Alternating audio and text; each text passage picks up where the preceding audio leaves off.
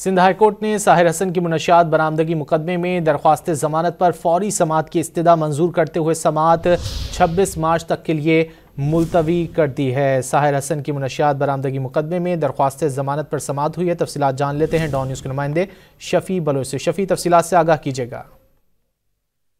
जी, मुलजिम साहिर की जानिब से जो है दरख्वास्त समाअत की फौरी जो है समाअत की इब्तिदा की गई है। चूंकि गुज़श्ता जो है वो अदालत ने कोई समाअत की दरख्वास्त जो मंजूर नहीं की थी, लेकिन आज दोबारा से दरख्वास्त दायर की गई है, जिसमें ये मौके पर इख्तियार किया गया कि इनके खिलाफ जो है अब तक कोई तो सवाइद ज़ाहिर कोर्ट में पेश नहीं किए जा सके हैं और जिस पर ना ही उनकी दरख्वास्त सुनी जा रही है। जिस पर अदालत ने जो है इब्तिदाई दलाल सुनने के बाद 26 मार्च तक के लिए जो है वो अब फौरी समाअत की दरख्वास्त पर नोटिस जारी कर दिए हैं। जो है वो दरख्वास्त में मौके पर इख्तियार किया गया कि मुलजिम अदालती रिमांड पर जेल में है और दरख्वास्त गुजार पर मंशियात बरामदगी का जो है वो इल्जाम है और केस में मुलजिम साहिर हसन जो है वो गिरफ्तार है और जो है वो साहिर हसन को 22 फरवरी को DHA फेज 6 से जो है वो गिरफ्तार किया गया था और इस्तगासा के मुताबिक मुलजिम के कब्जे से 5 पैकेट जो है वो 20 गांजा जो है बरामद हुआ था।